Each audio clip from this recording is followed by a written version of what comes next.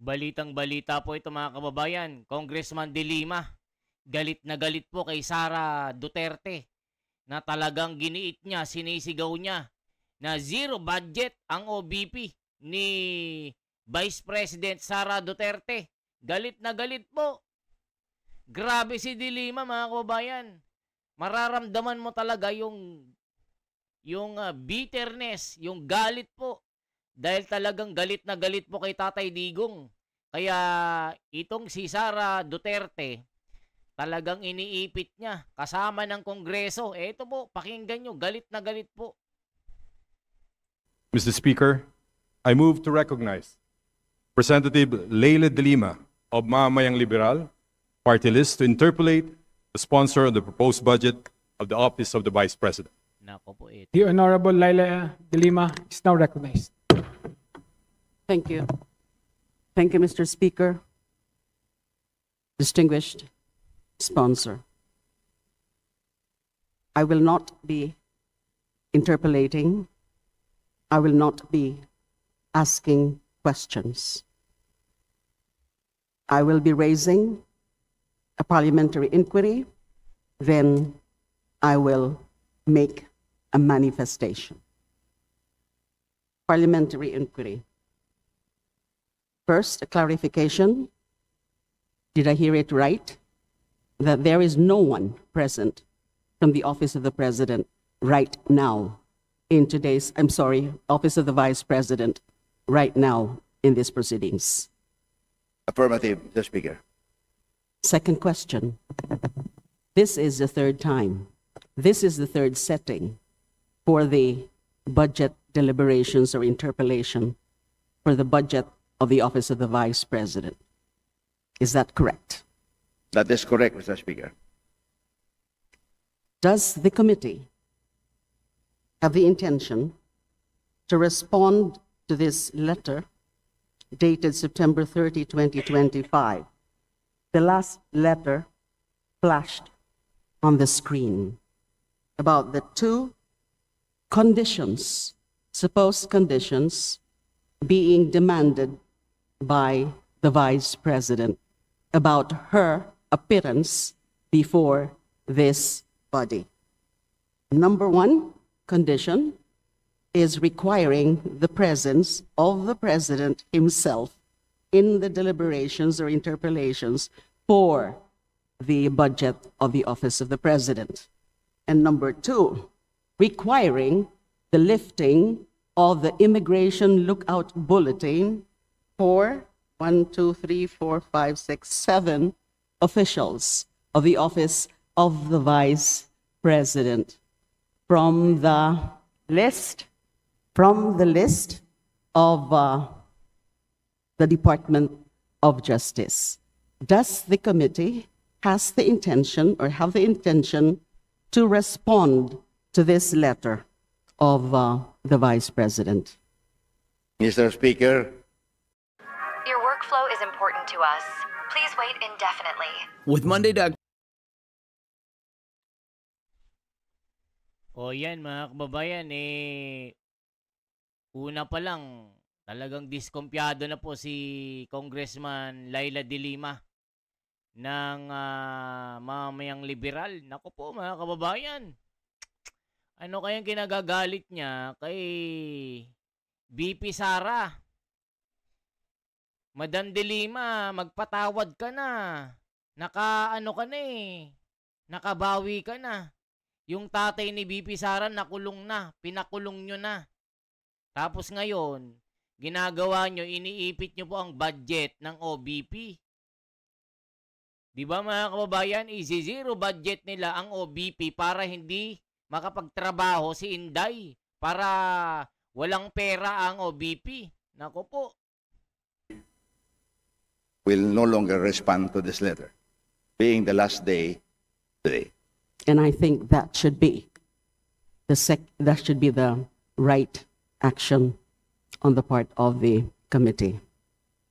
Let me say, for the record, of the House of Representatives, at least restitution of the Republic of the Philippines.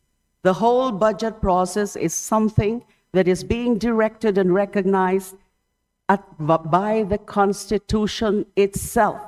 So disrespecting the budgetary process of this body is a clear case of disrespect of our Constitution. Who is she to continuously disrespect or show disrespect to this body as an institution and to the Constitution?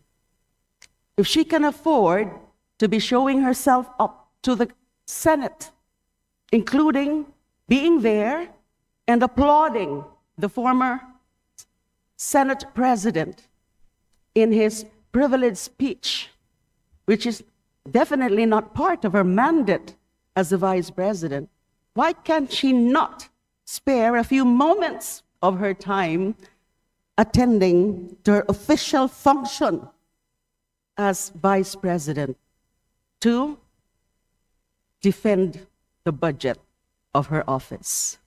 Enough is enough. Enough of her brattiness. So, I rise today to manifest my extreme displeasure about the behavior of our Vice President. And in due time, I will move for the decrease in the budget of the Office of the Vice President. I actually intended initially to move for zero budget for the Office of the President, or for the disapproval of the budget for the Office of the President, the Office of the Vice President, in light of those very questionable actuations on the part of the Vice President.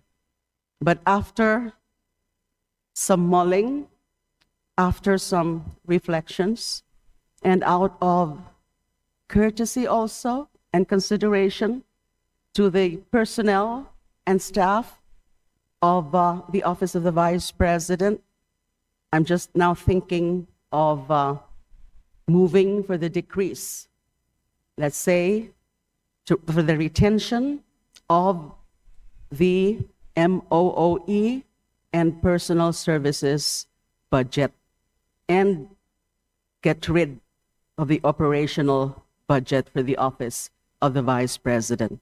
Again, I will move at the proper time during the period of amendment for that.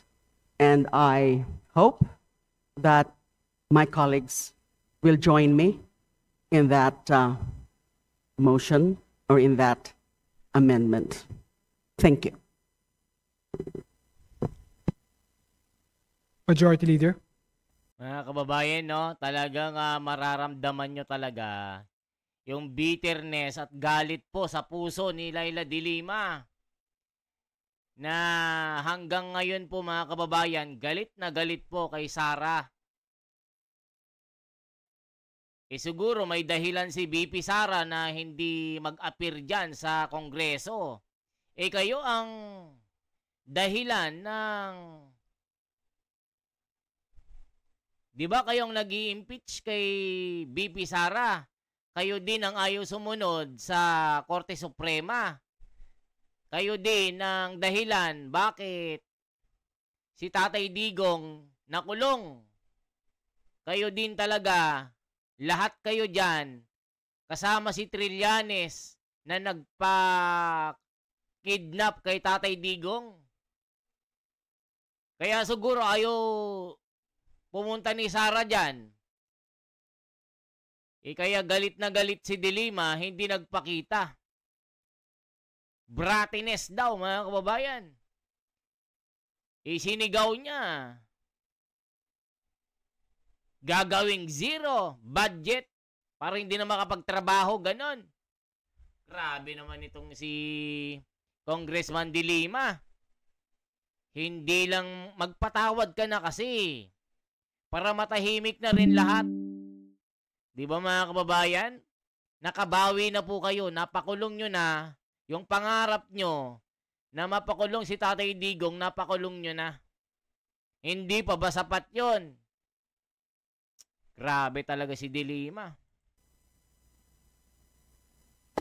Mr. Speaker, next to interpolate the sponsor, I move to recognize Representative Egay Erice of Caloocan City.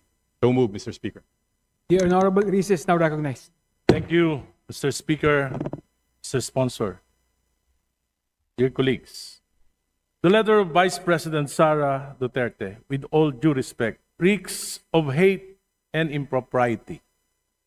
Considering that the subject matter is simply the proposed budget of her office, instead of addressing the issue with sobriety and professionalism, the letter reflects the lingering bad blood between her and the House, particularly the 19th Congress, and it set conditions that are clearly unreasonable and impossible.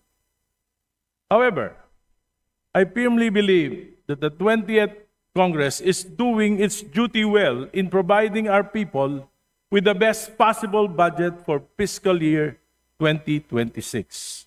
Our task is to serve the people, not to be distracted by personal grievances or political animosities. The best way forward is simply to ignore the letter and proceed with the more important task at hand, the approval of the national budget. To ignore the letter and treat it as unimportant is in fact the most professional and dignified way of addressing this matter. Let us stay focused on our mandate and let us not allow personal conflicts to derail the people's budget.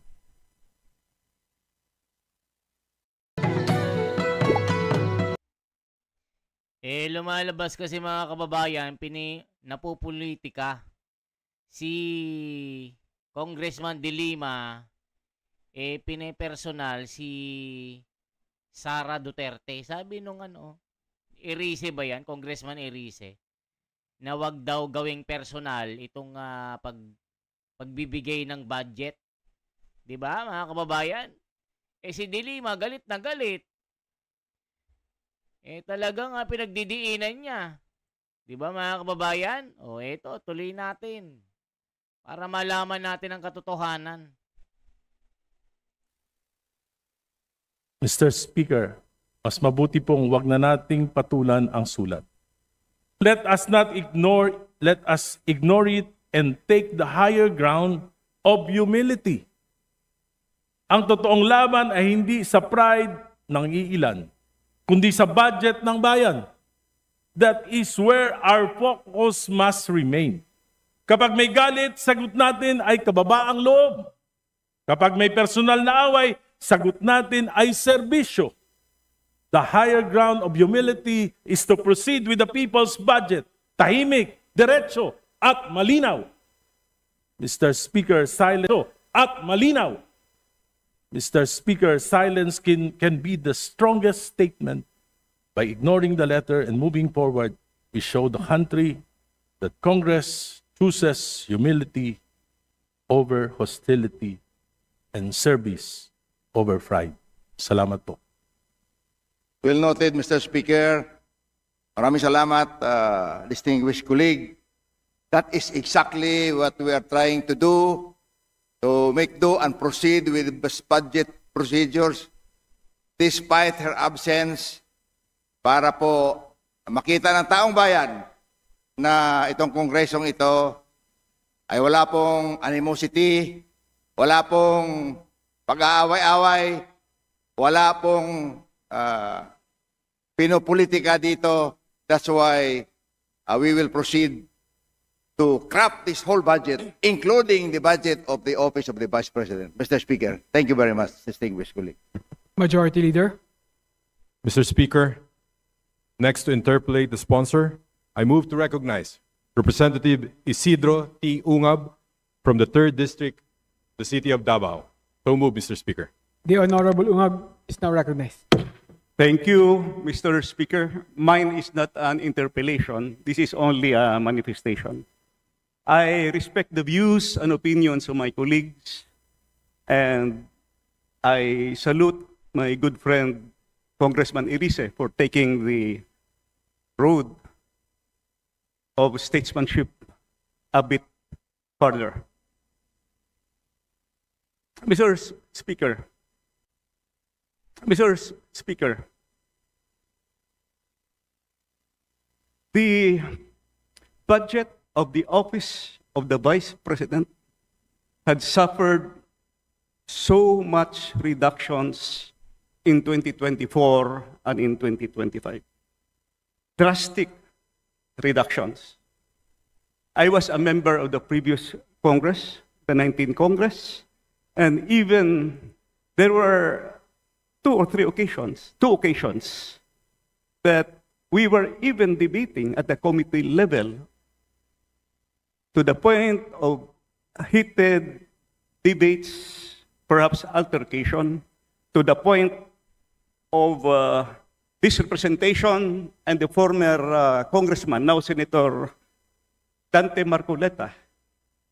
We were debating at the Appropriations Committee level because during the time they were not willing to grant the traditional parliamentary courtesy deserving a higher or co-equal office of government.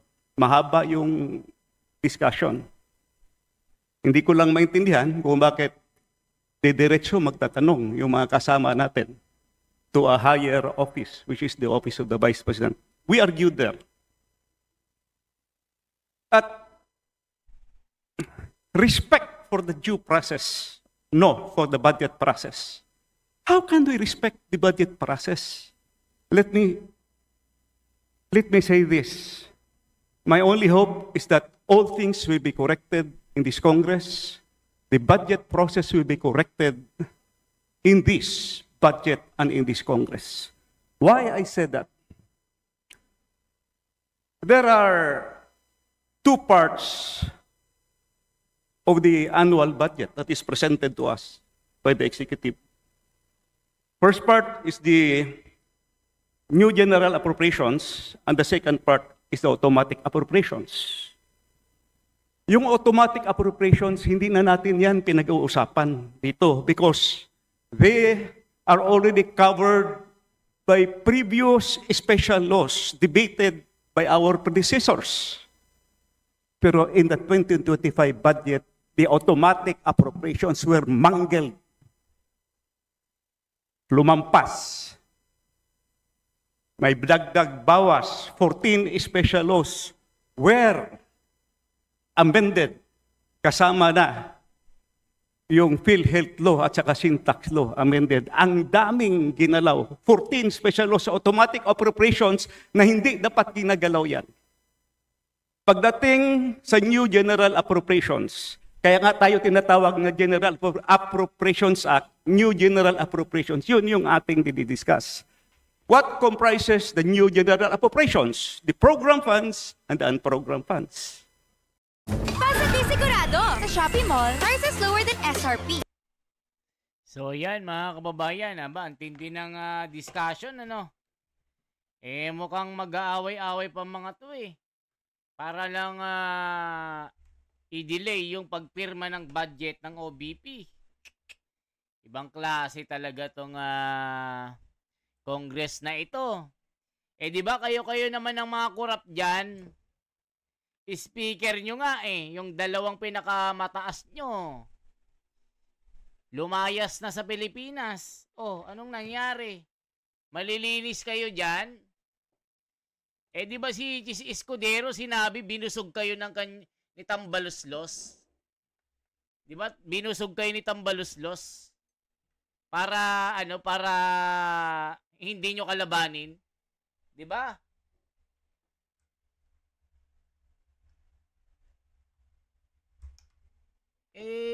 Di ba mga kababayan, binusog sila ni Tambaluslos? O kayo lang din nakinabang sa pera ng bayan. Mga kupal kayo. Kakainit kayo ng ulo tapos pinag-iinitan nyo si Sara Duterte. Buwisit. Nakakagigil kayo. Akala nyo kung sino kayo mga malilinis. Kayo lang na mga kurakot dyan. Di ba sila din sa Kongreso, mga kurap? Mamalinis pa kayo? Mga kupal kayo? Di ba mga kababayan? Eh, nakakainit ng ulo eh. Akala mo kung sinong mga malilinis ang mga ito eh. Makapagsalita eh. Kayo din mga korap dyan eh. Kayo ang kumain ng pera ng bayan eh. Akala nyo kung sino kayo malilinis, mga kurakot naman kayo dyan. Program funds. 26 out of 27 departments were mangled beyond recognition. Isa lang ang hindi ginalaw, DBM. Bakit ang lakas ng DBM? 26 were mangled. Dagdag, bawas. At saka, yung program appropriations nilipat ang program including the foreign assisted projects. At saka, yung fiscal space na naiwan. So, yan mga kababayan, ang mga balita natin. Talagang iniipit po nila ang budget ng OBP. Talagang napupolitika po si BP Sara dito. So, anong masasabi nyo dito na isi-zero budget ni De Lima? Kaya mga kababayan, palike at pa-share po itong video na ito. Salamat po.